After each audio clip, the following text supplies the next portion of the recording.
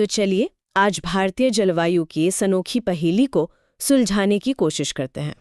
हमारा मिशन है इस पहेली के 6 सबसे बड़े सुरागों को एक एक करके जोड़ना और ये समझना कि भारत की तस्वीर आखिर ऐसी क्यों है। हाँ बिल्कुल, जहाँ एक तरफ तपता रेगिस्तान है तो दूसरी तरफ दुनिया की सबसे ज्यादा बारिश वाली जगह। ये कैसे मुमकिन है? यही तो सवाल है। चलिए इसे परत दर परत खोलकर समझते हैं। शुरुआत एक बहुत ही बुनियादी सवाल से करते हैं जिसे हम सब ने स्कूल में पढ़ा है, लेकिन अक्सर भूल जाते हैं।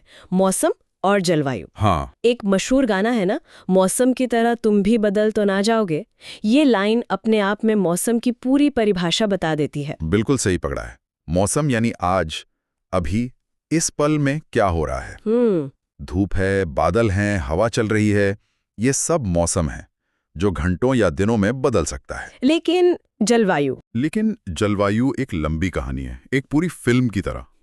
स्रोत सामग्री के मुताबिक किसी जगह का पिछले 30 से 50 सालों का औसत मौसम कैसा रहा है, वो वहां की जलवायु तय करता है। अच्छा, इसीलिए कोई ये नहीं कहता कि जलवायु की तरह बदल मत जाना, क्योंकि ये एक बहुत धीमी और स्थिर प्रक्रिया है। तो जब हम भारत की बात करते हैं तो स्रोतों में एक भारी भरकम शब्द आता है, उष्णकटिबंधीय मानसूनी। हाँ, ट्रॉपिकल मानसूनी। ये सुनने में तो किसी वैज्ञानिक की भाषा लगती है, लेकिन असल में भारत की पूरी कहानी इसी में छिपी है। चलिए इसे तोड़कर समझते हैं। पहला शब्द है उष्णकटिबंधीय यानी ट्रॉपिकल। हाँ, और यहीं से पहेली शुरू होती है। अगर हम ग्लोब को देखें तो कर्क रेखा भारत के लगभग बीच से गुजरती है। तकनीकी रूप से इसका मतलब है कि भारत का आधा दक्षिणी हिस्सा उष्णकटिबंध में है, जहां साल भर गर्मी रहती है, और आधा उत्तरी हिस्सा शीतोष्ण कटिबंध में है, जहां मौसम ठंडा होना चाहिए। लेकिन ऐसा होता तो नहीं है। दिल्ली या लखनऊ में सर्दियां पड़ती हैं, लेकिन वैसी नहीं जैसी उसी अक्षांश पर मौजूद दुनिया के दूसरे देशों में पड़ती हैं। नहीं पड़ती। तो यहाँ कोई तो है जो नियमों को तोड़ रहा है, और वो है भारत का अदृश्य पहरेदार हिमालय। अच्छा। उत्तर में खड़ी ये विशाल दीवार मध्य एशिया और साइबेरिया से आने वाली बर्फीली जमा देने वाली हवाओं को भारत में घुसने से पहले ही रोक देती है। मतलब एक शील्ड की तरह। हाँ बिल्कुल, ये एक प्राकृतिक क्लाइमेट कंट्रोलर की तरह काम करता है। इसी वजह से भारत का उत्तरी हिस्सा भी उतना ठंडा नहीं हो पाता, और पूरे देश का मिजाज एक तरह से गर्म यानी उष्णकटिबंधीय ही बना रहता है। कमाल है। तो हिमालय की वजह से हम एक तरह के प्रोटेक्टेड जोन में रहते हैं। एक तरह से। हाँ, और इस शब्द का दूसरा हिस्सा है मानसूनी। इसका क्या मतलब है? मानसून शब्द अरबी के मौसम से आया है, जिसका मतलब होता है हवाओं का ऋतु के साथ अपनी दिशा बदल लेना। हाँ, दिशा बदल लेना। हाँ, ये कोई आम हवा नहीं है। गर्मियों में ये हजारों किलोमीटर का सफर तय करके समुद्र से नमी उठाकर जमीन की ओर आती है और झमाझम बारिश करती है। और सर्दियों में? फिर सर्दियों में ये पलटकर जमीन से वापस समुद्र की ओर चलने लगती है। चूंकि भारत की पूरी कृषि, अर्थव्यवस्था और जीवन शैली इन्हीं हवाओं के रहमो करम पर है, इसलिए हमारी जलवायु को मानसूनी कहा जाता है। ठीक है, तो अब हमें पहचान तो पता चल गई, लेकिन इस पहचान को बनाता कौन है? हाँ, स्रोतों में 6 मुख्य नियंत्रक कारकों का जिक्र है जो मिलकर भारत के क्लाइमेट का पूरा ऑर्केस्ट्रा बजाते हैं। सही। पहला और सबसे बुनियादी है तापमान और उससे जुड़ा वायुदाब। बिल्कुल। हम सब जानते हैं कि गर्मी से हवा हल्की होकर ऊपर उठती है और लो प्रेशर बनाती है, लेकिन भारत के संदर्भ में दिलचस्प बात यह है कि गर्मियों में थार मरुस्थल और तिब्बत के पठार पर जो थर्मल लो यानी निम्न दाब का क्षेत्र बनता है, वो इतना शक्तिशाली और विशाल होता है कि वो एक दैत्याकार वैक्यूम क्लीनर की तरह काम करता है। Vacuum cleaner? वो इसी बड़े खेल का एक छोटा हिस्सा है। जब किसी जगह पर भयंकर गर्मी से निम्न दाब बनता है तो आसपास की ठंडी और भारी हवाएं, मतलब हाई प्रेशर वाली हवाएं, तेजी से उस खाली जगह को भरने के लिए दौड़ पड़ती हैं और अपने साथ धूल मिट्टी ले आती हैं। बिल्कुल। तो ये तो हुई मैदानी इलाकों की गर्मी की बात, लेकिन अगर हम इसी गर्म मौसम में इस गर्मी से बचना चाहें तो पहाड़ों की तरफ भागते हैं। हाँ, यहाँ दूसरा फैक्टर यानी ऊंचाई या एल्टीट्यूड अपना काम करता है। और इसका गणित बहुत सीधा है। स्रोत में बताया गया है कि हर 165 मीटर की ऊंचाई पर जाने पर तापमान औसतन 1 डिग्री सेल्सियस कम हो जाता है। अच्छा, 165 मीटर्स पर 1 डिग्री? यही वजह है कि दिल्ली और शिमला लगभग एक ही अक्षांश पर होने के बावजूद उनके तापमान में जमीन आसमान का फर्क होता है। आप जितनी ऊंचाई पर जाएंगे, हवा उतनी ही ठंडी होती जाएगी। इसके बाद तीसरा कारक है अक्षांश, मतलब लैटिट्यूड, यानी भूमध्य रेखा से दूरी। वैसे तो हमने इसकी बात हिमालय के संदर्भ में करी ली थी कि कैसे हिमालय इसके असर को बदल देता है। सही कहा। अक्षांश किसी भी जगह की बेसिक जलवायु तय करता है। भूमध्य रेखा के पास गर्मी ज्यादा, ध्रुवों के पास कम। ये तो बेसिक है। हाँ, लेकिन भारत एक बेहतरीन उदाहरण है ये दिखाने के लिए कि कैसे स्थानीय कारक जैसे कि पहाड़ इस बेसिक नियम को भी ओवरराइड कर सकते हैं। और यहीं पर हमारा चौथा और शायद सबसे महत्वपूर्ण कारक उच्चावच यानी रिलीफ फैक्टर। मतलब कि जमीन की बनावट। हाँ, और यहाँ हिमालय फिर से हीरो बनकर आता है। हमने इसे ठंडी हवाओं को रोकने वाले एक रक्षक के तौर पर तो देख लिया, लेकिन इसका एक और बहुत बड़ा रोल है। वो क्या? जब नमी से भरी मानसूनी हवाएं दक्षिण से आती हैं तो वो हिमालय से टकराकर ऊपर उठने को मजबूर हो जाती हैं। अच्छा। जैसे जैसे ये हवाएं ऊपर उठती हैं वे ठंडी होती हैं और उनकी नमी धारण करने की क्षमता कम हो जाती है। नतीजा, बारिश। सारी नमी बारिश के रूप में वहीं परस जाती है। इसी वजह से हिमालय की तलहटी में जैसे चिरापुंजी और मासिनराम में दुनिया की सबसे ज्यादा बारिश होती है। मतलब अगर हिमालय ना होता तो ये मानसूनी हवाएं शायद बिना बरसे ही मध्य एशिया की तरफ निकल जाती और पूरा उत्तर भारत शायद एक सूखा इलाका होता। लेकिन मैं सोच रही थी, क्या इस रक्षक का कोई नकारात्मक पहलू भी है? जैसे ये ठंडी हवाओं को रोकता है, क्या ये किसी चीज को भारत में फंसाए भी रखता है? जैसे प्रदूषण। यह एक बहुत ही प्रासंगिक सवाल है। हाँ, सर्दियों में हिमालय कटोरे की दीवार की तरह काम करता है। ये ठंडी हवाओं को तो रोकता ही है, लेकिन साथ ही उत्तर भारत के मैदानी इलाकों में पैदा हुए प्रदूषकों और धुंध को भी बाहर निकलने से रोकता है। अच्छा, तो वो वहीं ट्रैप हो जाता है। हाँ, इसी वजह से सर्दियों में दिल्ली एनसीआर में प्रदूषण का स्तर इतना खतरनाक हो जाता है। तो ये एक दो-धारी तलवार है। ये बात मुझे हमेशा हैरान करती है कि दिल्ली और मुंबई, जो हवाई जहाज से सिर्फ 2 घंटे दूर हैं, उनके मौसम में इतना ज्यादा फर्क क्यों है? हाँ, ये बहुत कॉमन सवाल है। यहाँ हमारा 5वां कारक समुद्र से दूरी काम आता है। बिल्कुल, ये सम और चरम जलवायु का क्लासिक उदाहरण है। मुंबई समुद्र के किनारे है। पानी की ये खासियत होती है कि वो जमीन की तुलना में धीरे धीरे गर्म होता है और धीरे धीरे ही ठंडा होता है। अच्छा। यह गुण समुद्र के पास के इलाकों के लिए एक नेचुरल एयर कंडीशनर का काम करता है। इसलिए मुंबई में ना तो दिल्ली जैसी कड़ाके की सर्दी पड़ती है, न ही लू वाली गर्मी। इसे सम जलवायु कहते हैं। और दिल्ली, जो समुद्र से सैकड़ों किलोमीटर दूर है, वहाँ जमीन जल्दी गर्म होती है और जल्दी ठंडी। सही। इसलिए गर्मियों में तापमान 45 डिग्री पार कर जाता है और सर्दियों में 3-4 डिग्री तक पहुंच जाता है। इसे ही चरम जलवायु कहते हैं। Extreme climate. तो क्या हम ये कह सकते हैं कि हिमालय और समुद्र से दूरी, ये 2 कारक मिलकर ही उत्तर भारत के इस चरम मौसम के लिए सबसे ज्यादा जिम्मेदार हैं? आप इसे ऐसे देख सकते हैं कि हिमालय सर्दियों की ठंड को एक सीमा से ज्यादा बढ़ने नहीं देता, लेकिन समुद्र की गैर मौजूदगी गर्मियों की गर्मी और सर्दियों की ठंड दोनों को चरम पर ले जाती है। ये दोनों कारक मिलकर उत्तर भारत के मौसम का चरित्र तय करते हैं। और अब आते हैं छठे और आखिरी कारक पर, जो दिखाता है कि हम दुनिया से कितने जुड़े हुए हैं, महासागरीय जलधाराएं। Ocean currents. हाँ, इसमें अल नीनो और ला नीना का जिक्र है, जो भारत से हजारों किलोमीटर दूर प्रशांत महासागर में होता है। ये ग्लोबल कनेक्शन बहुत फैसिनेटिंग है। अल नीनो, जो कि पेरू के तट के पास प्रशांत महासागर के पानी का असामान्य रूप से गर्म होना है, पूरी दुनिया के मौसम पैटर्न को बिगाड़ देता है। हाँ, जब अल नीनो सक्रिय होता है तो ये भारतीय मानसून को कमजोर कर देता है।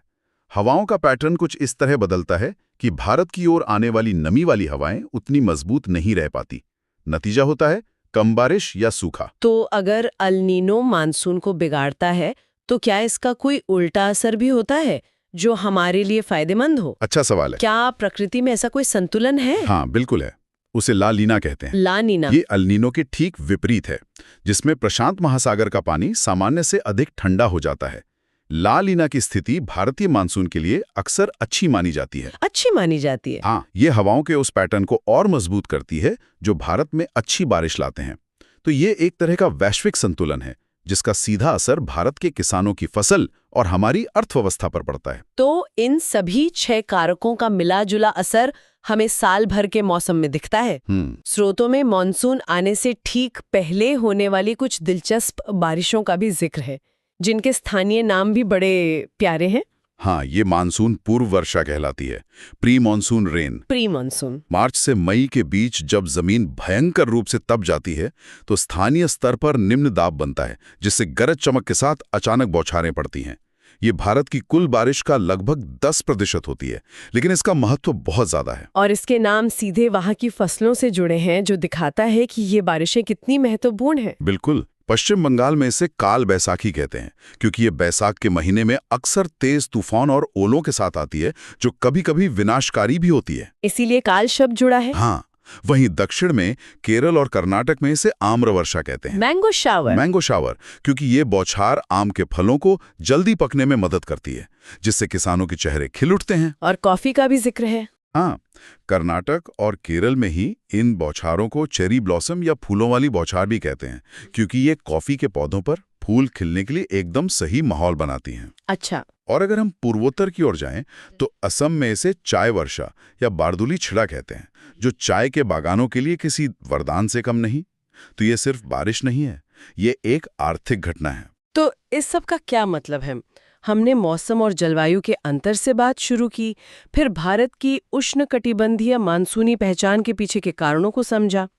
हमने देखा कि कैसे हिमालय एक दोधारी तलवार है, एक रक्षक भी और एक पिंजरा भी। सही। कैसे समुद्र से दूरी मुंबई वालों की जिंदगी को दिल्ली वालों से अलग बनाती है, और कैसे हजारों मील दूर प्रशांत महासागर में हो रही एक हलचल भारत के किसी गांव में बैठे किसान की किस्मत तय कर सकती है। बिल्कुल। ये वाकई एक बेहद जटिल और एक दूसरे से जुड़ा हुआ तंत्र है। और ये आज के समय में एक बहुत जरूरी सवाल भी खड़ा करता है। हमने देखा कि ये सारे कारक, तापमान, वायुदाब, हवाओं का पैटर्न, कितने नाजुक संतुलन पे काम करते हैं। जब हम पूरी दुनिया में जलवायु परिवर्तन की बात कर रहे हैं, जिसका मतलब ही है इन बुनियादी नियमों का बदलना, तो ये सोचना जरूरी हो जाता है कि इस जटिल भारतीय जलवायु तंत्र पर भविष्य में क्या असर पड़ सकता है। क्या मॉनसून का समय बदल जाएगा? हाँ, या क्या चरम जलवायु वाले इलाके और भी चरम हो जाएंगे? ये एक ऐसा सवाल है जिसका जवाब हमारी आने वाली पीढ़ियों के जीवन को सीधे तौर पर प्रभावित करेगा। इससे जुड़ी कोई पीडीएफ और अन्य सामग्री जॉब आयोग वेबसाइट से प्राप्त कर सकते हैं। आज हमारे पास भारत की जलवायु पर कुछ बहुत ही दिलचस्प नोट्स और रिसर्च हैं। और देखिए, जब हम भारत में बारिश की बात करते हैं तो ज्यादातर लोगों के दिमाग में एक ही शब्द आता है, मानसून। हाँ, मानसून, जून से सितंबर, तेज बारिश और बस कहानी खत्म। और यही आप देखिए सबसे बड़ी गलतफहमी है। हमारे स्रोत जो बताते हैं वो ये है कि भारत में बारिश की कहानी सिर्फ उन 4 महीनों की नहीं है। यह एक साल भर चलने वाली बेहद जटिल और फैसिनेटिंग प्रक्रिया है। एक ऐसा चक्र जो देश के अलग अलग कोनों को अलग अलग समय पर बिल्कुल ही अलग तरीकों से भिगोता है। बिल्कुल। तो आज हम इसी चक्र की पड़ताल करने वाले हैं। हम ये समझेंगे कि भारत की जो औसत सालाना बारिश है, करीबन 118 सेंटीमीटर, वो असल में 4 अलग अलग मौसमों का नतीजा है। मानसून के इसका बस एक, हाँ, भले ही सबसे बड़ा हिस्सा है। चलिए इस पूरी कहानी को परत दर परत खोलते हैं। और इसकी शुरुआत हम वहां से कहेंगे जहां से कोई उम्मीद भी नहीं करता, तपती गर्मी के मौसम से। अच्छा, मतलब मॉनसून के आने से भी पहले, मार्च से मई के बीच में?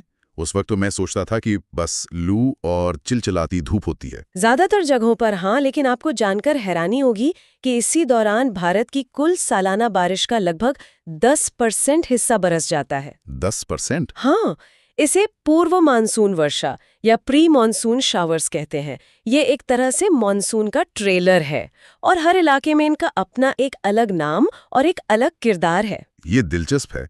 तो मतलब ये कोई एक बड़ा सिस्टम नहीं है, बल्कि कई छोटी छोटी स्थानीय घटनाएं हैं। एकदम सही। जैसे पश्चिम बंगाल में इसे काल बैसाखी कहते हैं। नाम से ही लग रहा है काल, मतलब कुछ भयानक। हाँ, बैसाख के महीने की तबाही। ये अक्सर शाम के वक्त आने वाला एक बहुत तेज तूफान होता है। जोरदार बारिश, ओले, तेज हवाएं। मैंने एक बार कोलकाता में इसे अनुभव किया है। 10 मिनट में दिन में रात हो जाती है। अरे बाप रे। चावल की फसल के लिए फायदेमंद भी होती है। कमाल है। और असम में इसे चाय वर्षा कहते हैं। बारदुली छीड़ा, नाम से जाहिर है इसका सीधा कनेक्शन चाय के बागानों से होगा। बिल्कुल, ये हल्की बौछारें चाय की नई पत्तियों के लिए अमृत जैसी होती हैं। अब थोड़ा दक्षिण की तरफ चलें तो केरल और कर्नाटक में इसी समय आम्रवृष्टि यानी मैंगो शावर होती है। हाँ, मैंने इसके बारे में सुना है। ये आमों को जल्दी पकने में मदद करती हैं। मतलब दक्षिण भारत के आम के किसान तो बेसब्री से इन बौछारों का इंतजार करते होंगे। और सिर्फ आम ही नहीं, वहीं पर चेरी ब्लॉसम या कॉफी शावर भी होती है। वो कॉफी के पौधों पर फूल खिलने के लिए बहुत जरूरी है। तो आप देखिए, जो असली हीरो है मॉनसून, उसके आने से पहले ही ये छोटे छोटे किरदार देश की कृषि की कहानी को आगे बढ़ा रहे होते हैं। हर बौछार का एक मकसद है। बिल्कुल। ये तो हुई मॉनसून की तैयारी, लेकिन फिर आता है असली शो। द बिग वन, दक्षिण पश्चिम मानसून। जून से सितंबर तक देश की 75% बारिश इसी से होती है। इसके पीछे का विज्ञान क्या है? मतलब इतना सारा पानी आखिर आता कहाँ से है? इसका पूरा खेल सूरज, जमीन और समुद्र के बीच तापमान के अंतर का है। हमारे नोट्स के मुताबिक 21 जून के आसपास सूरज सीधा कर्क रेखा पर चमकता है, बिल्कुल जो भारत के लगभग बीच से होकर गुजरती है। बिल्कुल। इससे उत्तर भारत का जो मैदानी इलाका है, खासकर राजस्थान का थार मरुस्थल, वो एक भट्टी की तरह तप जाता है। और जब जमीन इतनी गर्म होती है तो उसके ऊपर की हवा भी गर्म हो जाती है। गर्म हवा हल्की होकर ऊपर उठती है, जिससे वहां हवा का दबाव बहुत कम हो जाता है, यानी एक इंटेंस लो प्रेशर जोन बन जाता है। समझ गया। अब उसी समय हजारों किलोमीटर दूर हिंद महासागर को देखिए। पानी जमीन की तुलना में देर से गर्म होता है। तो जब हमारी जमीन भट्टी बनी हुई है, तब समुद्र अपेक्षाकृत ठंडा रहता है। और ठंडी सतह के ऊपर होती है ठंडी और भारी हवा, मतलब हाई प्रेशर जोन। बस। और यहाँ फिजिक्स का एक बहुत सीधा सा नियम काम करता है। हवा हमेशा हाई प्रेशर वाली जगह से लो प्रेशर वाली जगह की तरफ भागती है, उस खाली जगह को भरने के लिए। यही तो मॉनसून का इंजन है। हिंद महासागर के ऊपर बैठी नमी से लबालब हवाएं भारत की जमीन पर बने उस लो प्रेशर वाले वैक्यूम को भरने के लिए दौड़ पड़ती हैं। और क्योंकि ये हवाएं दक्षिण पश्चिम दिशा से आती हैं, इसलिए इसे दक्षिण पश्चिम मानसून कहते हैं। बिल्कुल। और हमारे नोट्स में बहुत ही मजेदार बात लिखी है कि कैसे भारत की जो तिकोनी प्रायद्वीपीय आकृति है, वो इस एक विशाल मानसूनी हवा को आते ही दो हिस्सों में बांट देती है। हाँ, जैसे कोई नदी किसी बड़े पत्थर से टकरा के दो धाराओं में बंट जाती है। बिल्कुल वैसी ही एनोलॉजी है। ये मानसून भारत के दक्षिणी सिरे कन्याकुमारी से टकराकर दो शाखाओं में बढ़ जाता है। पहली है अरब सागर की शाखा, ये ज्यादा ताकतवर होती है। और ये 1 जून के आसपास सबसे पहले केरल के मालाबार तट पर पश्चिमी घाट से टकराती है ना? हाँ, और ये टक्कर इतनी जोरदार और अचानक होती है कि इसे मॉनसून प्रस्फोट या मॉनसून बर्स्ट कहते हैं। ऐसा लगता है जैसे किसी ने पानी का एक विशाल दरवाजा खोल दिया हो। और हमारे नोट्स में भी इस पर जोर दिया गया है कि ये बर्स्ट कितना जरूरी है, क्योंकि यही भारत के कृषि कैलेंडर को किक स्टार्ट करता है। सही कहा। इसी के बाद से खरीफ फसलों जैसे धान की बुआई बड़े पैमाने पर शुरू होती है। तो ये शाखा सिर्फ केरल में ही बारिश करती है? नहीं, ये तो बस शुरुआत है। पश्चिमी घाट से टकराने के बाद इसकी एक उपशाखा नर्मदा और तापी नदियों की घाटी से होते हुए सीधे मध्य भारत में घुस जाती है। अच्छा, और मध्य प्रदेश छत्तीसगढ़ में बारिश करती है? हाँ, और एक और उपशाखा गुजरात के सौराष्ट्र तट से टकराकर अरावली के सहारे आगे बढ़ती है। और दूसरी शाखा हुई बंगाल की खाड़ी वाली, इनमें कोई फर्क होता है? एक बहुत जरूरी फर्क है। बंगाल की खाड़ी की शाखा को अपनी दिशा बदलने के लिए ज्यादा घूमना पड़ता है। इसकी एक धारा तो सीधी उत्तर पूर्व की तरफ मुड़कर मेघालय पहुंचती है, और दूसरी धारा हिमालय के कारण पश्चिम की ओर मुड़ जाती है और गंगा के मैदानों में घुस जाती है। फिर ये पश्चिम बंगाल, बिहार, यूपी, दिल्ली होते हुए आगे बढ़ती है। और यहीं पर दुनिया की सबसे ज्यादा बारिश वाली जगह मासिन राम की कहानी आती है। ये मेघालय में ही है ना? बिल्कुल। ऐसा क्या है वहां के दुनिया भर का पानी वहीं बरस जाता है? देखिए, बंगाल की खाड़ी से उठी नमी से भरी हवाएं जब मेघालय पहुंचती हैं तो उनका सामना होता है गारो, खासी और जैंतिया पहाड़ियों से। अच्छा। और इन पहाड़ियों की बनावट कुदरत के एक कीप यानी फनल जैसी है। हवाएं पहाड़ों के बीच घुस तो जाती हैं, पर आगे हिमालय की ऊंची दीवार है, तो उन्हें बाहर निकलने का कोई रास्ता ही नहीं मिलता। तो वो बेचारी हवाएं वहीं फंस जाती हैं और ऊपर उठने को मजबूर होती हैं। और जैसे ही हवा ऊपर उठती है वो ठंडी होती है और अपनी सारी नमी वहीं पानी बनकर बरसा देती है। जबरदस्त। इसी वजह से खासी पहाड़ियों पर बसा मासिन राम हर साल औसतन 1100 से 1200 सेंटीमीटर बारिश झेलता है। 1200 सेंटीमीटर? तुलना के लिए दिल्ली में साल भर में सिर्फ 60-70 सेंटीमीटर बारिश होती है। अंदाजा लगाना भी मुश्किल है। बिल्कुल। तो ये अरब सागर और बंगाल की खाड़ी वाली दोनों बिछड़ी हुई शाखाएं आखिरकार मिलती कहाँ हैं? इन दोनों का पुनर्मिलन होता है पंजाब और हिमाचल के मैदानी इलाकों में। और 1 जून को केरल से शुरू होकर ये मानसून 15 जुलाई तक लगभग पूरे भारत को कवर कर लेता है। लेकिन यहाँ एक पेंच है। ये मानसून पूरे भारत को कवर तो करता है, पर हर जगह बारिश नहीं करता। कुछ इलाके बेचारे बस देखते रह जाते हैं। आप वृष्टि छाया क्षेत्र यानी रेन शैडो रीजन की बात कर रहे हैं? मतलब पहाड़ सारा पानी एक तरफ ही निचोड़ लेते हैं और दूसरी तरफ के लिए कुछ बचता ही नहीं। हाँ, एक तरह से ये पहाड़ बारिश का सारा क्रेडिट खुद ले लेते हैं। बिल्कुल सही कहा। इसका सबसे बड़ा उदाहरण है पश्चिमी घाट। अरब सागर की शाखा पश्चिमी घाट के पश्चिमी ढलान पर, मतलब मुंबई और कोंकण तट पर, तो जबरदस्त बारिश करती है। लेकिन जब तक ये हवाएं पहाड़ को पार करके दूसरी तरफ उतरती हैं, उनमें नमी बचती ही नहीं। हाँ, इसलिए पूना और तमिलनाडु, आंध्र प्रदेश के कुछ हिस्से सूखे रह जाते हैं। यही हाल अरावली का है। अरावली की पहाड़ियां मानसून की हवाओं के समानांतर हैं, वो उन्हें रोकती ही नहीं, बस बगल से रास्ता दे देती हैं। इसलिए पश्चिमी राजस्थान सूखा रह जाता है। बिल्कुल। ये तो हुई मानसून के आने की जबरदस्त कहानी। लेकिन हर मेहमान की तरह इसे वापस भी जाना होता है। क्या इसका जाना भी उतना ही नाटकीय और महत्वपूर्ण है? शायद नाटकीय कम, लेकिन महत्वपूर्ण उतना ही। सितंबर के बाद सूरज दक्षिण की ओर खिसकने लगता है और 23 सितंबर तक वो भूमध्य रेखा पर पहुंच जाता है। तो अब कहानी पूरी तरह पलट जाती है।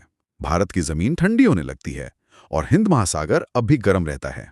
सही पकड़े, यानी अब हाई प्रेशर जमीन पर और लो प्रेशर समुद्र पर बन जाता है। तो हवाएं अब जमीन से समुद्र की ओर चलेंगी। बिल्कुल। हवाएं अब उत्तर पूर्व से दक्षिण पश्चिम की ओर बहना शुरू करती हैं। इसीलिए इसे मानसून का लौटना या उत्तर पूर्वी मानसून कहते हैं। और देश की करीब 12% बारिश इसी से होती है। हाँ, मध्य सितंबर से नवंबर तक। लेकिन एक समस्या है, ये हवाएं जमीन के ऊपर से आ रही हैं तो ये सूखी होती हैं, इनमें नमी नहीं होती। तो फिर ये बारिश कैसे करती हैं? जब ये सूखी हवाएं बंगाल की खाड़ी के खुले पानी के ऊपर से गुजरती हैं तो वे प्यासे की तरह वहां से नमी सोख लेती हैं। अच्छा। और फिर नमी से लदी ये हवाएं सीधे जाकर भारत के दक्षिण पूर्वी तट यानी तमिलनाडु और आंध्र प्रदेश के कोरोमंडल तट से टकराती हैं। ओह, तो मतलब जब पूरा उत्तर भारत गुलाबी ठंड और साफ आसमान का मजा ले रहा होता है, तब चेन्नई और तमिलनाडु में बाढ़ लाने वाली बारिश हो रही होती है। हाँ, यही भारत की जलवायु की विविधता और खूबसूरती है। तमिलनाडु की जो मुख्य वर्षा ऋतु है वो यही है, अक्टूबर से दिसंबर। उनकी धान की फसल पूरी तरह इसी लौटते हुए मानसून पर निर्भर करती है। कमाल है। तो हमने गर्मी की बौछारें देख ली, मुख्य मानसून का आना और जाना देख लिया। अब बचता है साल का आखिरी हिस्सा, सर्दियां। दिसंबर से फरवरी। इस समय तो सब कुछ शांत और सूखा रहता होगा। ज्यादातर भारत में हाँ, लेकिन उत्तर पश्चिमी भारत में इसी दौरान करीब 3% बारिश होती है। कहने को तो कम है, पर इसकी अहमियत सोने से भी ज्यादा है। और इसका कारण भारत में नहीं, बल्कि हजारों किलोमीटर दूर भूमध्य सागर में छुपा है। बिल्कुल। एक मिनट, मतलब भूमध्य सागर में बना एक तूफान हजारों किलोमीटर दूर पंजाब में गेहूं की फसल के लिए जिम्मेदार है। ये तो कमाल का ग्लोबल कनेक्शन है। यही तो सबसे दिलचस्प बात है।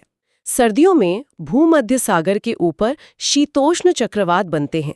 इन चक्रवातों को वहां से भारत तक लाने का काम करती हैं जेट धाराएं या जेट स्ट्रीम्स। यानी आसमान में बहुत ऊपर, करीब 12 किलोमीटर की ऊंचाई पर बहने वाली एक तेज हवा की नदी। हाँ, जो अपने साथ इस पूरे चक्रवात को एक कन्वेयर बेल्ट की तरह बहा कर ले आती है। इसे एक तरह का एटमॉस्फेरिक हाईवे समझिए। वाह। इस पर ये नमी से भरे चक्रवात 150-200 किलोमीटर प्रति घंटे की रफ्तार से ईरान, अफगानिस्तान, पाकिस्तान पार करते हुए भारत में एंट्री लेते हैं।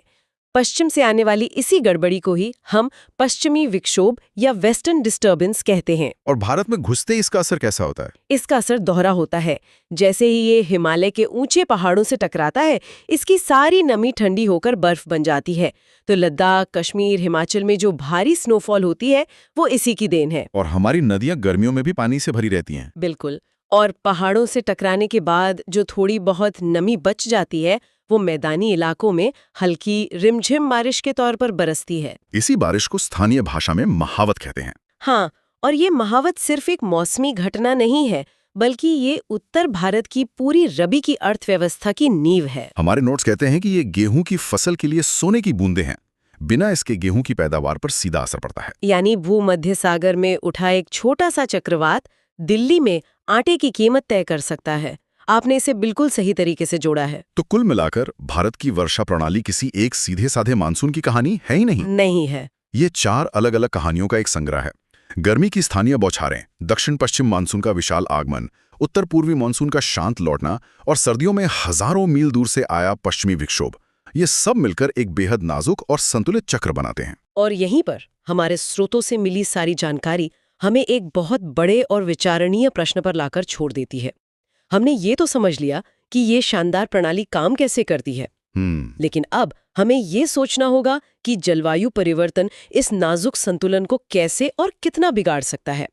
अगर इनमें से किसी भी एक पैटर्न के समय या उसकी तीव्रता में जरा भी बदलाव आता है, सोचिए अगर मानसून 15 दिन लेट हो जाए, या लौटता हुआ मानसून जरूरत से ज्यादा बारिश कर दे, या सर्दियों में पश्चिमी विक्षोभ कम हो जाए, तो इसका भारत की कृषि, हमारे पीने के पानी के स्रोतों और करोड़ों लोगों की आजीविका पर क्या और कितना गहरा असर पड़ेगा। हमारा मिशन है इन स्रोतों की जांच करना और ये समझना कि भारत की जमीन की बुनियाद कैसी है, कौन सी मिट्टी कहाँ मिलती है और हमारे जंगल किस हाल में है। बिल्कुल।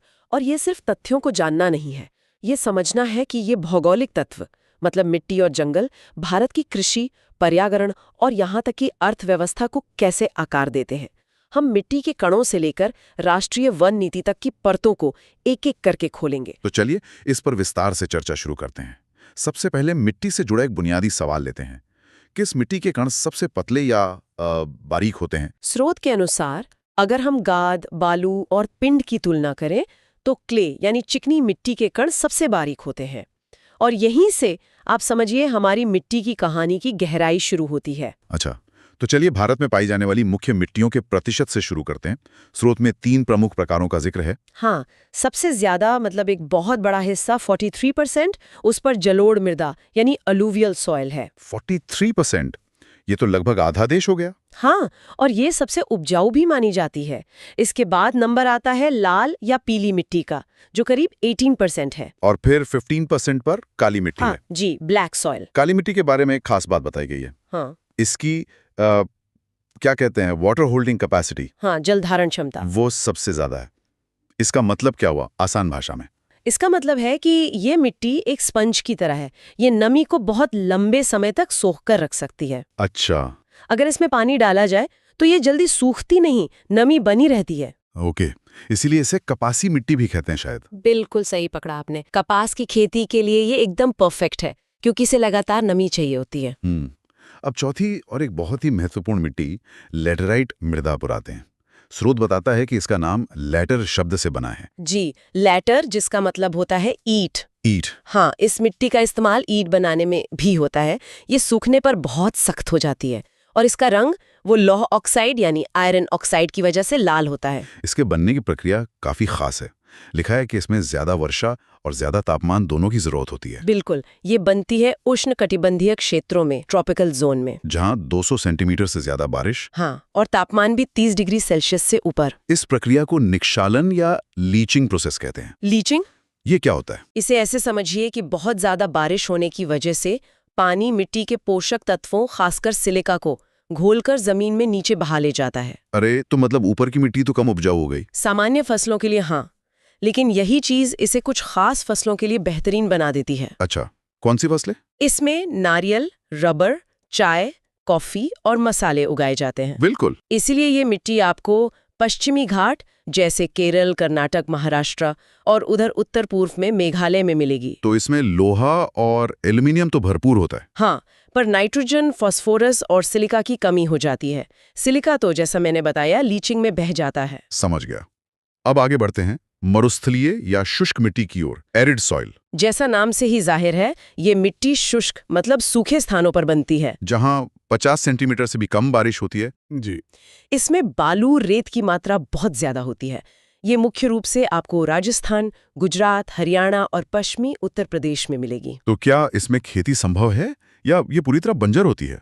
नहीं, देखिए, सिंचाई की मदद से इसमें काफी कुछ उगाया जा रहा है। अच्छा। हाँ, सिंचाई की मदद से इसमें बाजरा, ज्वार, सरसों, गेहूं, कपास और मूंगफली जैसी फसलें भी उगाई जाती हैं। अब बात करते हैं पर्वतीय मिट्टी की, माउंटेन सॉइल।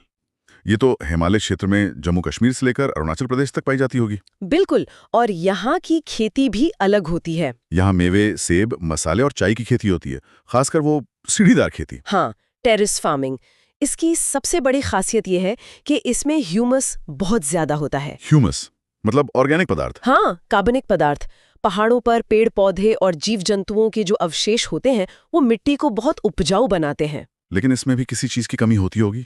लवणीय या क्षारीय मृदा को समझते हैं, सैलिन और एल्कलाइन सॉइल।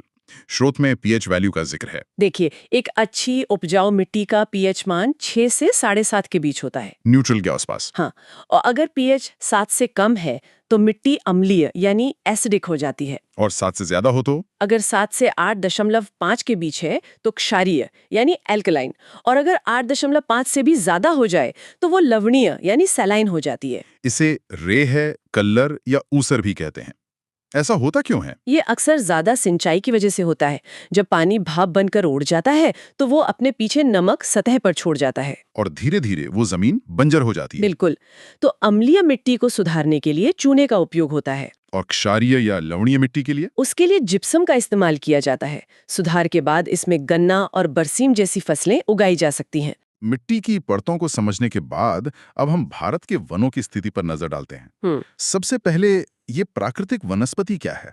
प्राकृतिक वनस्पति का मतलब है वो पेड़ पौधे जो बिना किसी इंसान की मदद के अपने आप प्राकृतिक रूप से उगते हैं। यानी जंगल। हाँ, जिन्हें हम आम भाषा में जंगल या वन कहते हैं। और हमें इन वनों के बारे में जानकारी कहाँ से मिलती है? ये जानकारी हमें मिलती है वन रिपोर्ट से।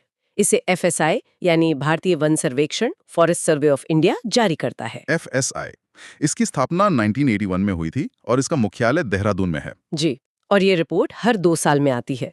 ये बहुत जरूरी है याद रखना। पहली रिपोर्ट 1987 में आई थी और 28वीं रिपोर्ट 2023 में।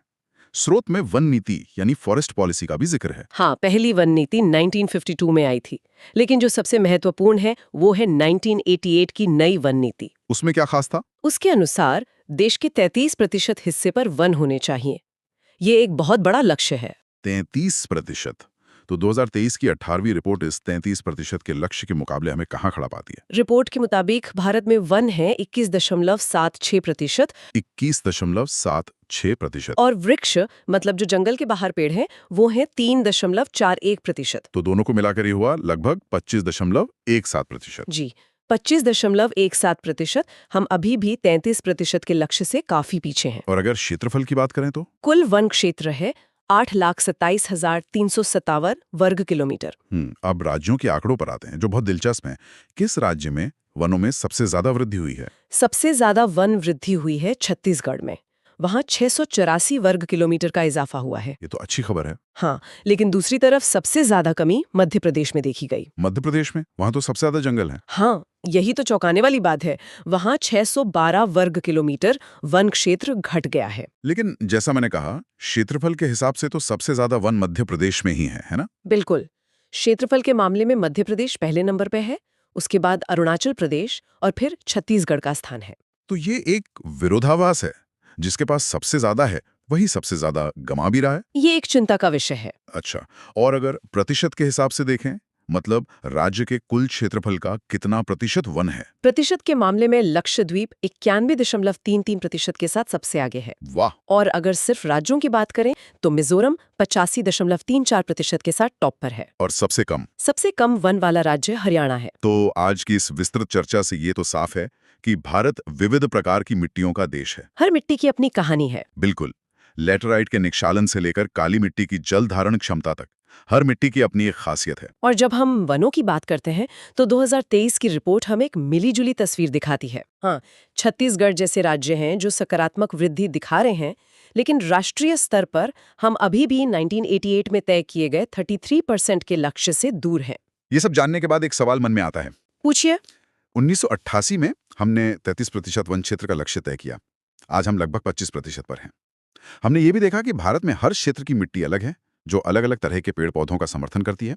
तो क्या इस अंतर को पाटने का रास्ता सिर्फ सरकारी नीतियों में है, या इसमें सामुदायिक और व्यक्तिगत स्तर पर भी कोई भूमिका हो सकती है? बहुत गहरा सवाल है। क्या इसका जवाब केवल ये गिनने में है कि कितने पेड़ लगाए, या इस पर ध्यान देने में है कि स्थानीय मिट्टी के हिसाब से सही पेड़ लगाएं और उन्हें बचाया? इस पर सोचिएगा जरूर। तो चलिए आज भारत का एक हवाई दौरा करते हैं, लेकिन नजरिया थोड़ा अलग होगा। हम शहरों या सड़कों को नहीं बल्कि जंगलों को देखेंगे। हमारे पास कुछ बेहतरीन नोट्स, डायग्राम्स और एक नक्शा है जो भारत की प्राकृतिक वनस्पति के बारे में बताते हैं। और आज हमारा मिशन ये समझना है कि कैसे जमीन, तापमान और सबसे जरूरी बारिश की मात्रा ये तय करती है कि भारत के किस कोने में कैसे जंगल उगेंगे। ये एक तरह से प्रकृति की रेसिपी को समझने जैसा है। बिल्कुल। तो हम दक्षिण में केरल के उमस भरे घने जंगलों से शुरू करेंगे, फिर मध्य भारत के सूखे मैदानों से होते हुए हिमालय की बर्फीली चोटियों तक जाएंगे और देखेंगे कि कैसे हर कुछ 100 किलोमीटर पर जमीन और जंगल अपना रंग रूप पूरी तरह बदल लेते हैं। तो सबसे पहले ये रेसिपी काम कैसे करती है? किसी भी जगह के जंगल का प्रकार तय करने वाले मुख्य तत्व क्या हैं? क्या ये सिर्फ बारिश पर निर्भर करता है? देखिए, मुख्य रूप से तो 2 ही तत्व हैं, तापमान और वर्षा। मतलब गर्मी कितनी है और पानी कितना बरसता है। ये दोनों मिलकर उस जगह की जलवायु यानी क्लाइमेट तय करते हैं। अच्छा। जहां ज्यादा पानी और ज्यादा गर्मी होगी वहां पेड़ पौधों की बढ़त जबरदस्त होगी, जंगल बहुत घने होंगे, और जहां पानी कम होगा वहां पौधे खुद को बचाने के लिए अलग अलग तरीके अपनाएंगे। मतलब ये मुख्य सामग्री है, लेकिन क्या कुछ और भी है जो इस रेसिपी में पड़ता है, जैसे जमीन की बनावट या मिट्टी का प्रकार? हाँ, वो भी जरूरी है, लेकिन कह सकते हैं कि सहायक भूमिका में है। जैसे जमीन का उच्चावच, कि वो इलाका पहाड़ी है, पठारी है या मैदानी। सही। मिट्टी कैसी है, उपजाऊ है या पथरीली। जमीन का ढलान कैसा है, क्योंकि ढलान पर पानी रुकता नहीं, बह जाता है। ये सब चीजें असर डालती हैं, लेकिन किसी भी जगह के जंगल का जो मूल चरित्र है वो तापमान और बारिश ही तय करते हैं। समझ गए। तो चलिए अपने हवाई दौरे की शुरुआत करते हैं और नक्शे के सबसे गहरे हरे हिस्सों पर उतरते हैं। ये पश्चिमी घाट, अंडमान निकोबार और उत्तर पूर्व में दिख रहे हैं। ये कौन से जंगल है? देखने में लग रहा है कि यहाँ पैर रखना भी मुश्किल होगा। यह है भारत के उष्णकटिबंधीय सदाबहार वन, या जिन्हें हम आम भाषा में वर्षा वन यानी रेन फॉरेस्ट्स कहते हैं। इनका नाम ही इनकी कहानी बताता है। यहाँ साल में 200 सेंटीमीटर से भी ज्यादा बारिश होती है। 200 सेंटीमीटर?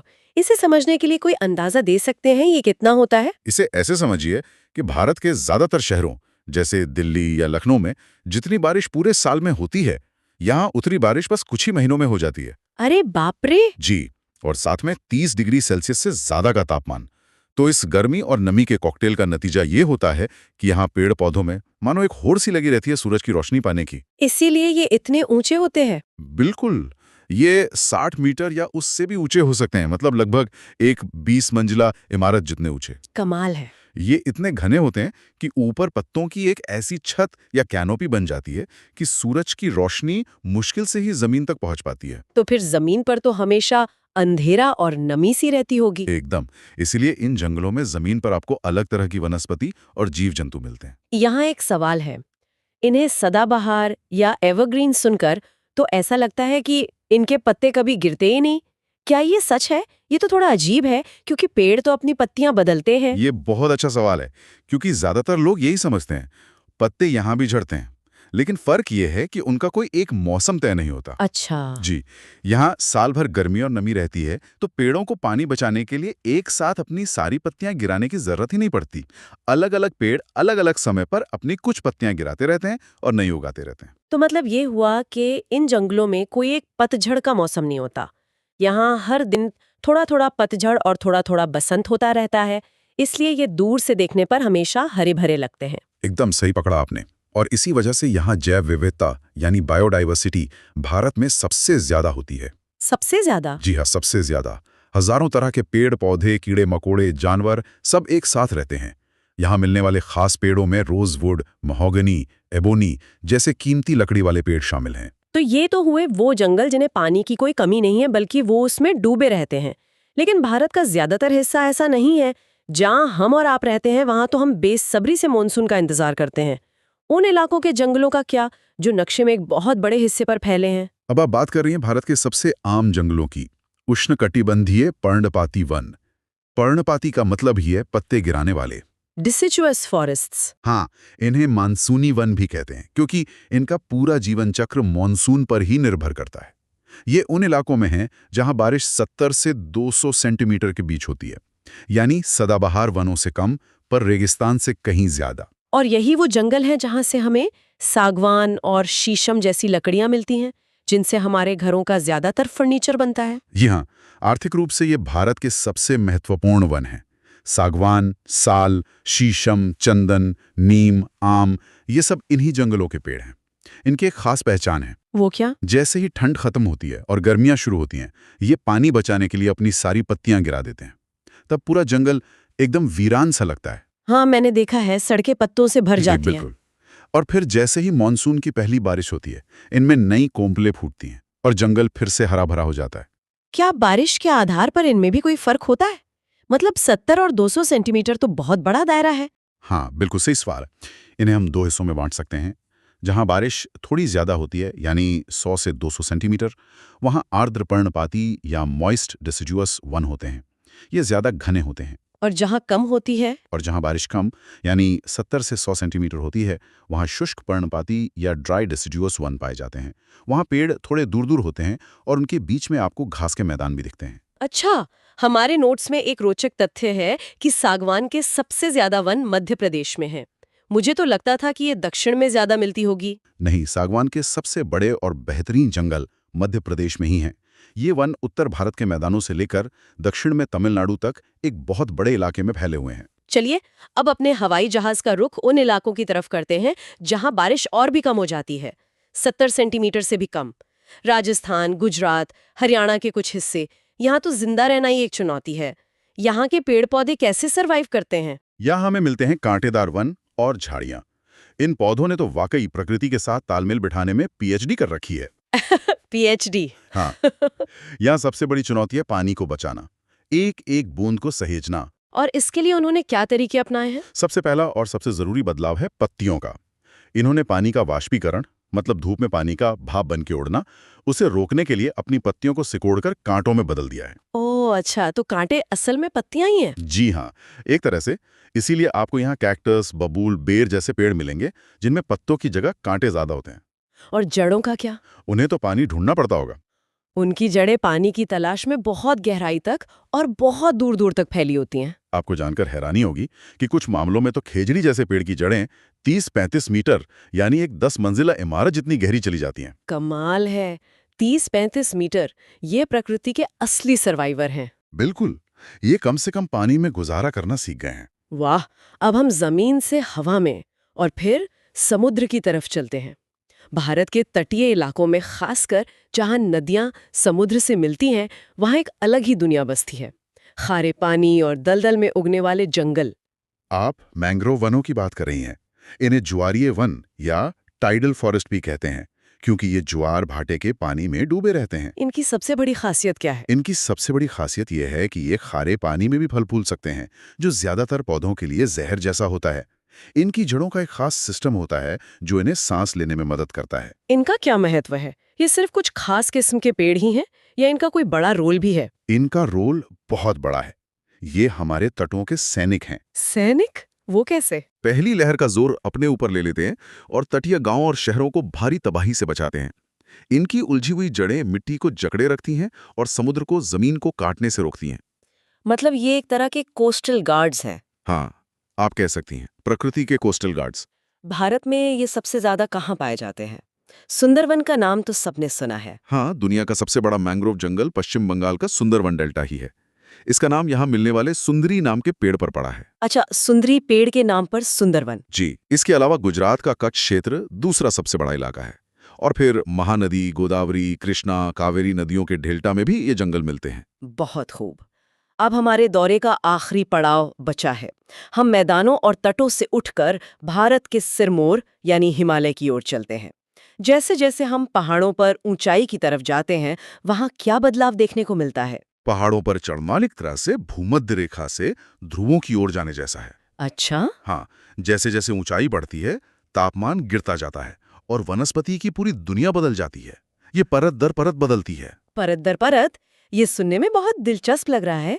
थोड़ा विस्तार से बताइए। हाँ, देखिए, लगभग 1500 मीटर की ऊंचाई तक यानी फुट हिल्स में हमें नीचे वाले पर्णपाती और सदाबहार वानों का ही मिश्रण मिलता है। फिर जब हम 1500 से 2500 मीटर की ऊंचाई पर पहुंचते हैं, सोचिए शिमला या ऊटी जैसी जगहों पर, तो हमें शीतोष्ण चौड़ी पत्ती वाले वन मिलते हैं, टेम्परेट ब्रॉडलीफ फॉरेस्ट। यहाँ ओक, चेस्टनट जैसे पेड़ होते हैं। और जब हम इससे भी ऊपर जाते हैं, जहां बर्फबारी शुरू हो जाती है, 2500 से 4000 मीटर के बीच हमें मिलते हैं शंकुधारी वन, जिन्हें कॉनिफरस फॉरेस्ट कहते हैं। यहाँ के पेड़ों का आकार कोन या शंकु जैसा होता है, जैसे चीड़, देवदार, फर। हाँ, वो क्रिसमस ट्री जैसे पेड़। बिल्कुल, ये आकार इसलिए होता है ताकि जब भारी बर्फ गिरे तो वो पत्तों पर रुके नहीं, फिसलकर नीचे गिर जाएं और टहनियां टूटने से बच जाएं। वाह, प्रकृति का डिजाइन कितना परफेक्ट है। जी, इनकी लकड़ी मुलायम होती है, जिससे कागज और पैकिंग का सामान बनता है। 4000 मीटर के बाद तो पेड़ लगभग खत्म हो जाते होंगे। बड़े पेड़ खत्म हो जाते हैं, लेकिन वनस्पति नहीं। 4000 मीटर से ऊपर हमें मिलती है एल्पाइन वनस्पति। अच्छा। एल्पाइन वेजिटेशन में सिर्फ छोटी छोटी झाड़ियां, रंग बिरंगे फूल और घास के मैदान होते हैं। जैसे गुलमर्ग और सोनमर्ग। एकदम सही। कश्मीर में गुलमर्ग और सोनमर्ग इसी का उदाहरण है। और जब हम लगभग 6000 मीटर के पास पहुंचते हैं, जहां हमेशा बर्फ रहती है, वहां टुंड्रा वनस्पति उगती है। इसमें सिर्फ काई और लाइकेन जैसी बहुत ही कठोर वनस्पतियां ही जिंदा रह पाती हैं। वाह, तो एक ही पहाड़ पर हमें मैदान से लेकर बर्फीले रेगिस्तान तक हर तरह की वनस्पति मिल जाती है। अच्छा, हमारे स्रोतों में दो और शब्द बार बार आ रहे हैं, शोला वन और फ्लोरा फौना। ये क्या है? शोला वन एक बहुत ही खास तरह के जंगल हैं। ये दक्षिण भारत में नीलगिरी, अन्नामलाई जैसी पहाड़ियों पर ऊंचाई पर मिलने वाले शीतोष्ण सदाबहार वन हैं। मतलब हिमालय जैसे जंगल दक्षिण भारत में? एक तरह से हाँ। ये पहाड़ों के बीच घाटियों में घास के मैदानों के साथ बसे हुए हैं। ये एक बहुत ही यूनिक इकोसिस्टम है। और फ्लोरा और फौना, ये तो बहुत आम शब्द है। हाँ, पर इनका मतलब समझना जरूरी है। ये दो शब्द हमेशा साथ आते हैं। इसे याद रखने का एक आसान तरीका है। फ्लोरा में फ्लावर यानी फूल की आवाज है, तो ये पेड़ पौधों से जुड़ा है। और बचा हुआ फौना जानवरों के लिए हो गया। बिल्कुल। तो जब हम कहते हैं कि सुंदरवन का फ्लोरा और फौना बहुत समृद्ध है, तो इसका मतलब है कि वहाँ के पेड़ पौधे और जीव जंतु दोनों ही बहुत विविध हैं। तो कुल मिलाकर भारत का कोई भी जंगल यूं ही नहीं है। वो अपने इलाके की जलवायु और भूगोल का सीधा आईना है। चाहे वो अंडमान के घने वर्षावन हो, मध्य भारत के पतझड़ वाले जंगल, राजस्थान के कांटेदार पेड़ या हिमालय के कोन जैसे देवदार, हर एक ने अपने माहौल में जीना सीख लिया है। बिल्कुल सही। ये प्रकृति के अनुकूलन यानी एडेप्टेशन की एक शानदार कहानी है। कैसे एक ही देश में वनस्पति ने जिंदा रहने और फलने फूलने के लिए कितने अलग अलग रूप अपनाए हैं। ये हमें सिखाता है कि पर्यावरण के हिसाब से ढलना कितना जरूरी है। हमने आज प्राकृतिक वनस्पति की बात की, यानी वो नक्शा जो प्रकृति ने बनाया है। तो आज हम खनिजों की दुनिया की मतलब उसकी गहराई में उतर रहे हैं। हमारे पास कुछ नोट्स और स्रोत हैं जो भारत के खनिज संसाधनों का एक पूरा नक्शा ही सामने रखते हैं।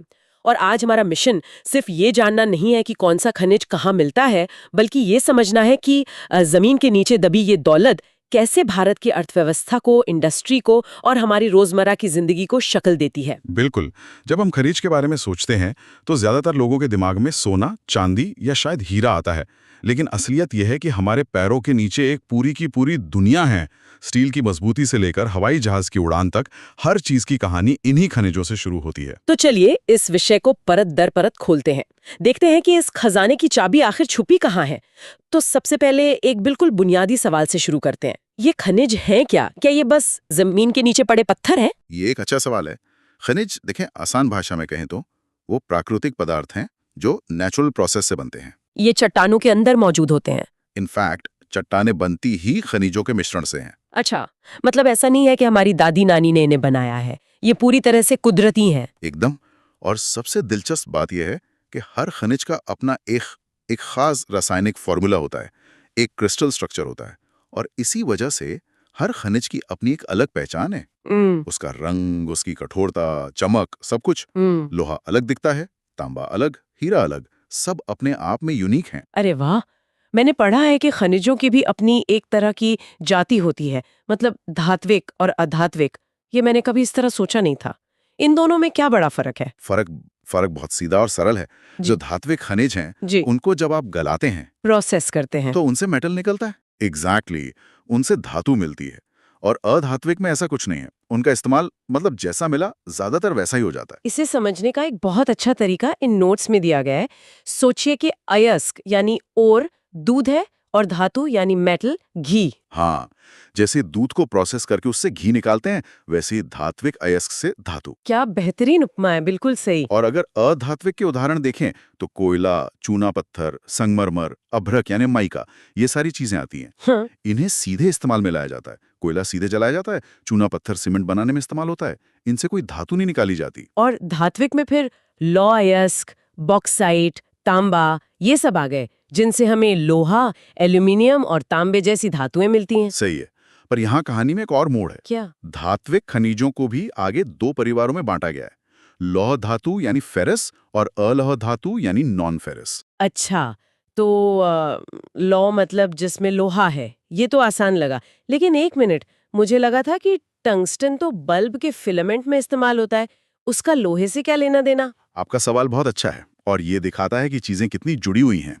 देखिए, लौह धातु वाले खनिजों में लोहा एक प्रमुख घटक होता है लौह अयस्क तो है ही, लेकिन मैंगनीज, निकेल, कोबाल्ट और टंगस्टन में भी या तो लोहे का अंश पाया जाता है, अच्छा। या फिर उनका इस्तेमाल मुख्य रूप से लौह उद्योग को, मतलब स्टील इंडस्ट्री को मजबूत बनाने के लिए होता है।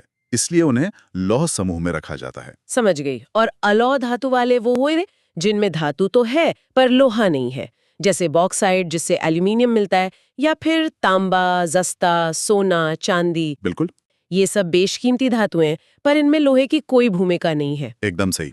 और एक और दिलचस्प बात चट्टानों से जुड़ी है। धात्विक खनिज अक्सर आग्नेय मतलब इग्नियस और कायांतरित मतलब मेटामॉर्फिक चट्टानों में मिलते हैं। ओ, मतलब वो जो ज्वालामुखी के लावे से बनती हैं। हाँ, या फिर जमीन के अंदर भयंकर गर्मी और दबाव से बनती हैं, मतलब बहुत एक्शन वाली चट्टानें। एक मिनट, तो आप कह रहे हैं कि चट्टान का प्रकार देखकर ही एक जियोलॉजिस्ट अंदाजा लगा सकता है कि उसे वहां सोना चांदी मिलेगा या कोयला? ये तो कमाल की बात है। ज्यादातर मामलों में ये एक मजबूत संकेत होता है। अपवाद हमेशा होते हैं, लेकिन ये एक अच्छा शुरुआती बिंदु है। वहीं दूसरी ओर कोयला और चूना पत्थर जैसे अधात्विक खनिज ज्यादातर अवसादी यानी सेडिमेंट्री चट्टानों में मिलते हैं, जो शांत तरीके से नदियों द्वारा लाई गई मिट्टी या समुद्री जीवों के अवशेषों के परत दर परत जमने से बनती हैं। वाह, तो एक्शन वाली चट्टानों में मेटल और शांत चट्टानों में बाकी चीजें। कह सकते हैं। ये अच्छा तरीका है याद रखने का। ये तो बहुत बढ़िया है। अब खनिजों को उनके इस्तेमाल के आधार पर भी तो बांटा जाता है, जैसे कि ऊर्जा खनिज, एनर्जी मिनरल्स। ये तो आज की दुनिया का इंजन है। हाँ, और ऊर्जा खनिजों में दो मुख्य प्रकार हैं। पहला है जीवाश्म ईंधन यानी फॉसिल फ्यूल्स। हाँ। इसमें कोयला, पेट्रोलियम और प्राकृतिक गैस आते हैं। ये लाखों साल का इतिहास है जो जमीन के नीचे दबा हुआ है। लाखों साल? जी, लाखों साल पहले के पेड़ पौधे और जीव जंतु जब जमीन में दबे तो गर्मी और दबाव ने उन्हें इस ईंधन में बदल दिया। और दूसरा प्रकार? दूसरा है परमाणु खनिज या एटॉमिक मिनरल्स। इनमें यूरेनियम, थोरियम, प्लूटोनियम शामिल हैं। ये प्रकृति की सबसे शक्तिशाली ऊर्जा को अपने अंदर समेटे हुए हैं, जिसका इस्तेमाल हम बिजली बनाने के लिए करते हैं और दुर्भाग्य से विनाश के लिए भी। और फिर आते हैं सबसे चमकीले और आकर्षक खनिज, मूल्यवान खनिज। सही कहा। इनमें सोना, चांदी, हीरा और प्लैटिनम शामिल है। यहाँ एक रोचक तथ्य है। चांदी जो है वो बिजली की सबसे अच्छी सुचालक है। सबसे अच्छी? हाँ, मतलब इसमें से करंट सबसे तेजी से और बिना रुकावट के गुजरता है। तो फिर हमारे घरों में बिजली के तार चांदी के क्यों नहीं होते अगर वो बेस्ट हैं तो? हाँ, क्योंकि अगर ऐसा होता तो शायद हमारे घरों में तार ही नहीं बचते। सही बात है। चांदी बहुत महंगी है, इसीलिए हम तांबे और एल्यूमिनियम का इस्तेमाल करते हैं, जो चांदी के बाद सबसे अच्छे सुचालक हैं और कहीं ज्यादा सस्ते पड़ते हैं। ये हमेशा प्रदर्शन और लागत के बीच का एक समझौता होता है। बिल्कुल, ये बात तो है। तो चलिए अब भारत के नक्शे पर चलते हैं। शुरुआत करते हैं लौह अयस्क से, जो किसी भी औद्योगिक देश की रीढ़ की हड्डी है। हाँ, लौह अयस्क के 4 मुख्य प्रकार होते हैं उनकी क्वालिटी के आधार पर।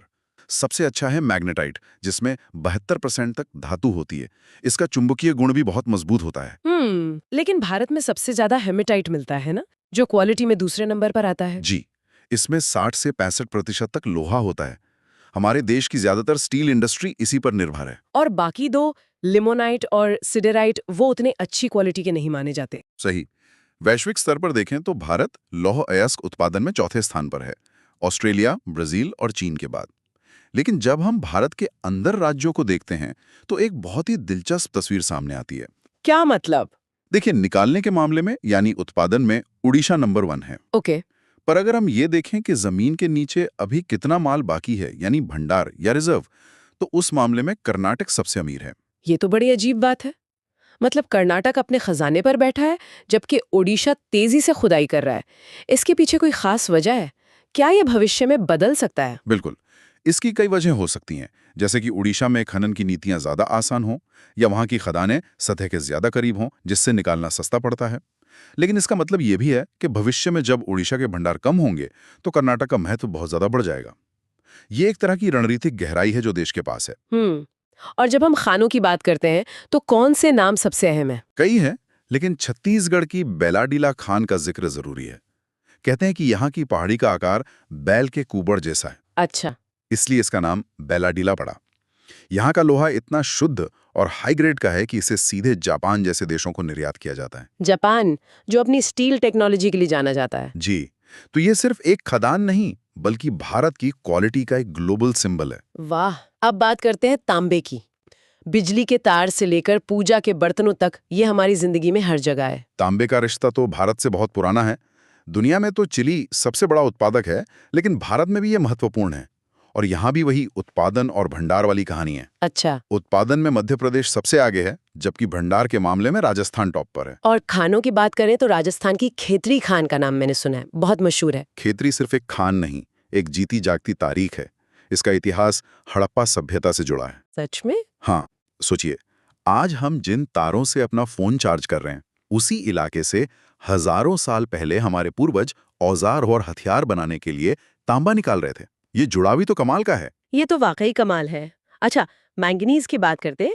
आपने बताया कि ये स्टील को मजबूती देता है। हाँ, आप मैंगनीज को स्टील का सुपर स्पाइस कह सकते हैं। Super spice? हाँ, 1 टन स्टील बनाने में लगभग 10 किलो मैंगनीज लगता है, जो उसे कठोर और मजबूत बनाता है। दुनिया में दक्षिण अफ्रीका इसमें टॉप पर है और भारत में मध्य प्रदेश। लेकिन आजकल एक और धातु है जिसकी बहुत चर्चा होती है, जो स्टील जितनी मजबूत तो नहीं पर बहुत हल्की है। मैं एल्यूमिनियम की बात कर रही हूँ, जो हमें बॉक्साइट से मिलता है। आपने बिल्कुल सही कनेक्शन जोड़ा। भविष्य हल्के मेटल्स का है और यहीं बॉक्साइट की भूमिका आती है। तो बॉक्साइट एल्यूमिनियम का स्रोत है और एल्यूमिनियम ने तो दुनिया ही बदल दी। यकीनन, यह हल्का भी है और मजबूत भी, और इसमें जंग भी नहीं लगता। इसी गुण ने हवाई जहाज बनाना संभव किया। सही बात है। आज हमारे हवाई जहाज से लेकर किचन के फॉइल पेपर तक सब एल्यूमिनियम की देन है।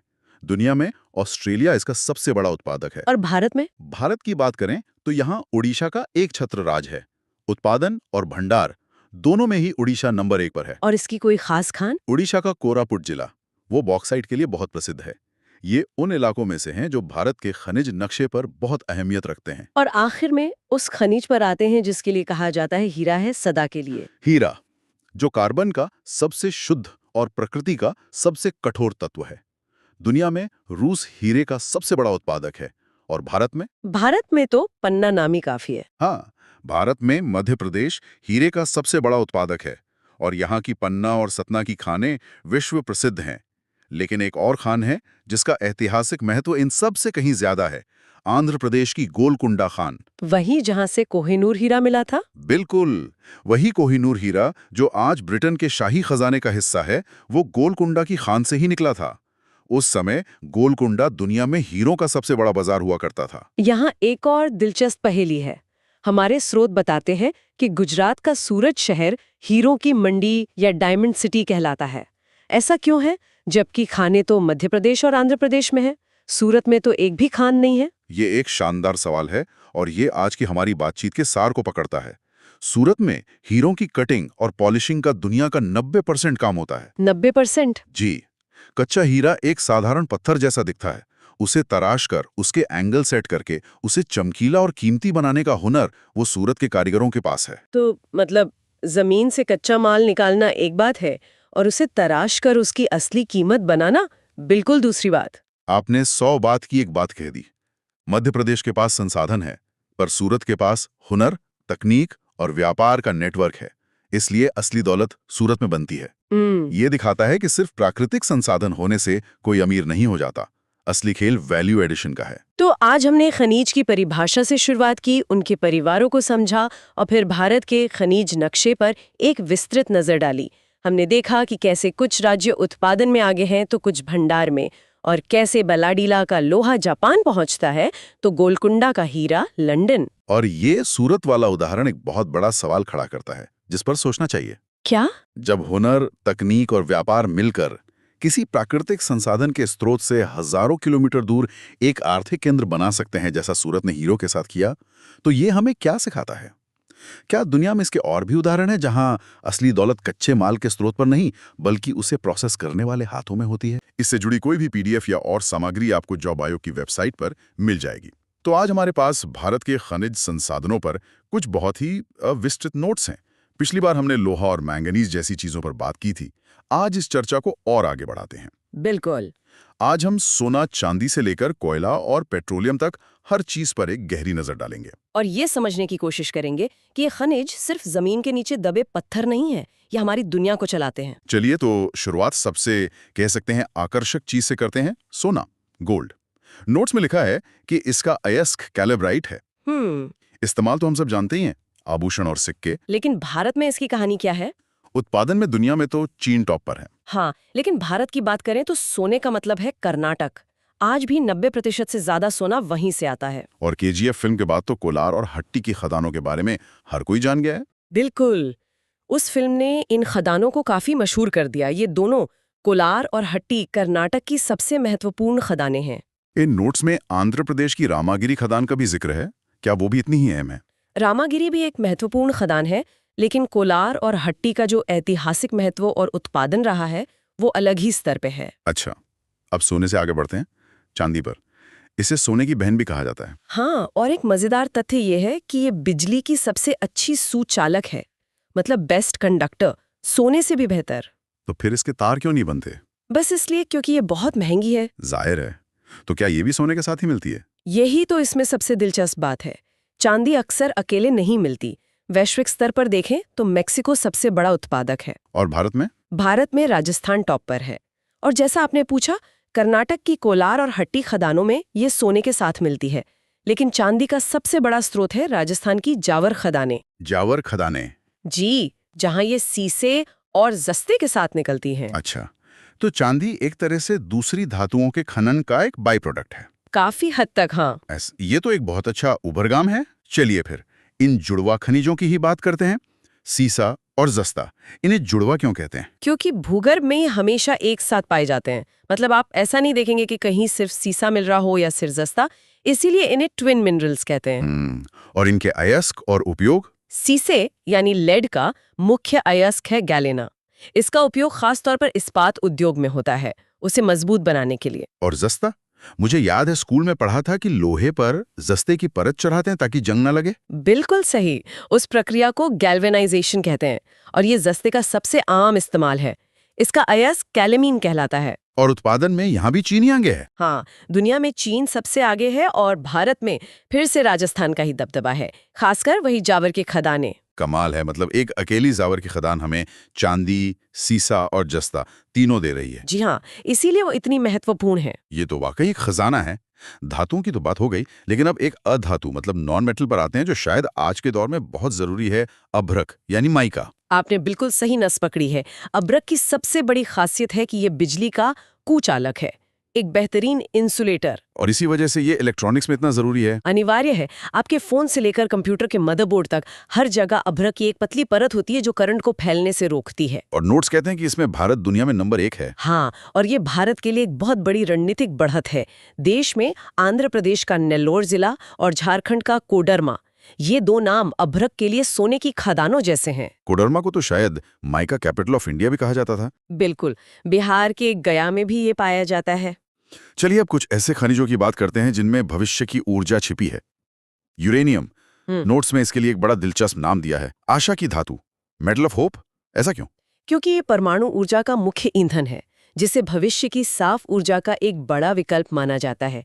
इसका अयस्क है पिच ब्लेंड। और इसका उत्पादन? वैश्विक उत्पादन में कजाकिस्तान टॉप पर है और भारत में आंध्र प्रदेश सबसे बड़ा उत्पादक है। इन नोट्स में जादूगोड़ा खदान का जिक्र है, झारखंड में। ये नाम सुनने में ही बड़ा रहस्यमयी लगता है। और ये जगह भारत के परमाणु कार्यक्रम के लिए उतनी ही जरूरी भी है। दशकों तक जादूगोड़ा भारत की एकमात्र यूरेनियम खदान थी। हमारे सारे न्यूक्लियर पावर प्लांट्स को ईंधन यहीं से मिलता था। तो ये सिर्फ एक खदान नहीं बल्कि भारत की ऊर्जा आत्मनिर्भरता का प्रतीक है। बिल्कुल। और आंध्र प्रदेश की तुमलापल्ली खदान के बारे में तो कहा जाता है कि वहां दुनिया के सबसे बड़े यूरेनियम भंडारों में से एक हो सकता है। अच्छा, यूरेनियम के साथ ही थोरियम का भी नाम आता है। इन दोनों में क्या कनेक्शन है? आप थोरियम को यूरेनियम का एक तरह से चचेरा भाई समझ सकते हैं। ये भी एक रेडियोधर्मी तत्व है और इसे भी परमाणु ऊर्जा बनाने में इस्तेमाल किया जा सकता है। और यहाँ भारत के लिए एक बहुत बड़ी खुशखबरी है ना? बहुत बड़ी। थोरियम के भंडारों में भारत दुनिया में नंबर 1 पर है। और इसका स्रोत केरल की समुद्री रेत है। जी हाँ, केरल के तट पर मिलने वाली मोनोजाइट रेत थोरियम का सबसे बड़ा स्रोत है। अगर हम थोरियम आधारित रिएक्टर बनाने में कामयाब हो गए तो भारत की ऊर्जा जरूरतें सदियों के लिए पूरी हो सकती हैं। कमाल है। इन बड़े खनिजों के अलावा कुछ और छोटे छोटे नाम भी हैं, जैसे पाइराइट, जिसे मूर्खों का सोना कहते हैं। ये क्या कहानी है? ये मजेदार है। पाइराइट असल में आयरन सल्फाइड होता है, लेकिन उसकी चमक सोने जैसी होती है। पुराने जमाने में कई लोग इसे सोना समझकर धोखा खा जाते थे, इसीलिए इसका नाम फूल्स गोल्ड पड़ गया। और इसका सबसे बड़ा उत्पादक बिहार है। फिर जिप्सम है, जिसका उत्पादक राजस्थान है, और चूना पत्थर में भी राजस्थान ही आगे है। चलिए अब उस सेक्शन पर आते हैं जो हमारी आधुनिक दुनिया को सचमुच चलाता है, जीवाश्म ईंधन, फॉसिल फ्यूल्स। यानी कोयला, पेट्रोलियम और प्राकृतिक गैस, ये सभी अवसादी चट्टानों में मिलते हैं। ये अवसादी चट्टानें क्या होती हैं, जरा आसान भाषा में समझाइए। आप इसे ऐसे समझिए कि लाखों सालों तक जब नदियां अपने साथ मिट्टी, पत्थर और मरे हुए पेड़ पौधों, जीवों के अवशेष बहा कर लाती हैं, तो वो समुद्र में परत दर परत जमते जाते हैं। अच्छा। लाखों साल के दबाव और गर्मी से ये परतें पत्थर बन जाती हैं। इन्हीं को अवसादी या सेडिमेंट्री रॉक्स कहते हैं। और इन्हीं परतों के बीच दबे पेड़ पौधे, कोयला और जीव पेट्रोलियम बन जाते हैं। नोट्स में कोयले के लिए एक बड़ा काव्यात्मक नाम दिया है, अंतर्निहित धूप, बरीड सनशाइन। बहुत खूबसूरत नाम है। इसका मतलब क्या हुआ? कि ये सूरज की वो ऊर्जा है जो लाखों साल पहले पौधों में कैद हो गई थी। आपने एकदम सही समझा। ये वही सौर ऊर्जा है जिसे करोड़ों साल पहले के जंगलों ने सोख लिया था और जो आज हमें कोयले को जलाने पर गर्मी के रूप में वापस मिलती है। और भारत का लगभग सारा कोयला गोंडवाना क्रम की चट्टानों से मिलता है। ये गोंडवाना क्या है? गोंडवाना एक विशाल प्राचीन महाद्वीप का नाम था। करोड़ों साल पहले भारत, ऑस्ट्रेलिया, अफ्रीका, ये सब एक ही महाद्वीप का हिस्सा थे। जब ये महाद्वीप टूटा तो उस दौर के घने जंगल जमीन में दब गए। वही जंगल आज हमें कोयले के रूप में मिलते हैं। इसीलिए कोयला बहुत पुराना और अच्छी क्वालिटी का होता है। उत्पादन के मामले में यहाँ एक दिलचस्प बात है। उत्पादन में झारखंड आगे है, लेकिन भंडार यानी रिजर्व्स में छत्तीसगढ़। इसका क्या मतलब हुआ? इसका मतलब है कि आज की तारीख में हम झारखंड की खदानों से ज्यादा कोयला निकाल रहे हैं। अच्छा। लेकिन भविष्य के लिए ज्यादा कोयला छत्तीसगढ़ की जमीन के नीचे दबा हुआ है। और ये पूरा इलाका, जिसे छोटा नागपुर का पठार कहते हैं, भारत का खनिज हृदय है। कोयले की क्वालिटी की तो अलग अलग होती है, कार्बन की मात्रा के हिसाब से। हाँ बिल्कुल, 4 मुख्य प्रकार है। सबसे अच्छा है एंथ्रासाइट, जिसमें 80 से 95% कार्बन होता है। ये लगभग धुआं रहित जलता होगा फिर तो। बिल्कुल, और सबसे ज्यादा गर्मी देता है।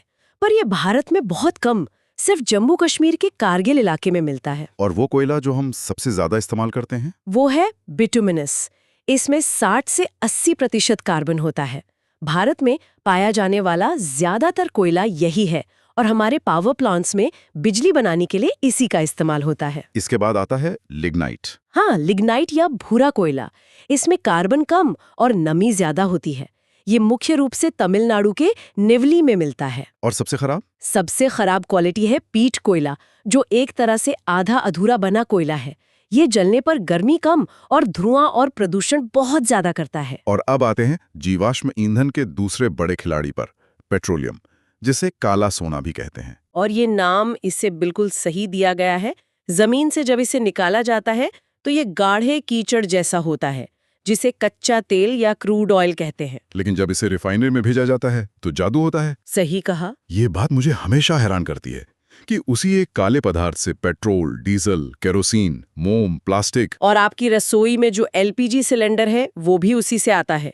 यहाँ तक कि सड़क बनाने वाला तारकोल भी। भारत में इसकी कहानी असम से शुरू हुई थी, है ना? ये हाँ, माकुम में पहला तेल का कुआं खोदा गया और 1901 में डिगबोई में एशिया की पहली ऑयल रिफाइनरी लगी। लेकिन आज तो तस्वीर काफी बदल गई है। बहुत बदल गई है।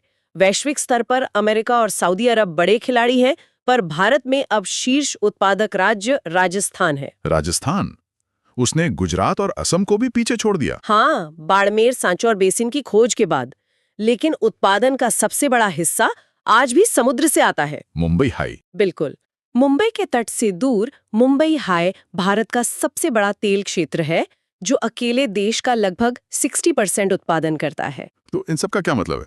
इन सभी खनिजों, अयस्कों और खदानों की जानकारी को अगर हम एक साथ देखें तो क्या तस्वीर उभरती है? तस्वीर ये है कि किसी भी देश का भूगोल सीधे तौर पर उसकी अर्थव्यवस्था और इतिहास को तय करता है। आप देखिए, भारत के सबसे बड़े औद्योगिक शहर जैसे जमशेदपुर, बोकारो, हाँ, दुर्गापुर, ये सब उसी छोटा नागपुर के पठार पर क्यों बसे? क्योंकि स्टील बनाने के लिए लोहा और कोयला दोनों वहीं आसानी से उपलब्ध थे। ये महज संयोग नहीं है। ये एक गहरा संबंध है, यानी जहां खनिज वहीं उद्योग और वहीं विकास। बिल्कुल, ये केवल भूगोल नहीं है, ये अर्थशास्त्र और इतिहास भी है। ये चर्चा एक बहुत बड़ा सवाल भी छोड़ जाती है। आज हमने देखा कि कोयले, तेल और लोहे जैसे संसाधनों ने देशों को अमीर बनाया, लेकिन जैसे जैसे दुनिया नवीकरणीय ऊर्जा मतलब रिन्यूएबल एनर्जी की ओर बढ़ रही है, क्या भविष्य में संसाधन संपन्न देशों का वैश्विक नक्शा बदल जाएगा? ये सोचने वाली बात है। अगली पीढ़ी की आर्थिक शक्ति को कौन से नए खनिज परिभाषित करेंगे? क्या वो लिथियम होगा जिससे बैटरी बनती है, या फिर कोबाल्ट और निकिल?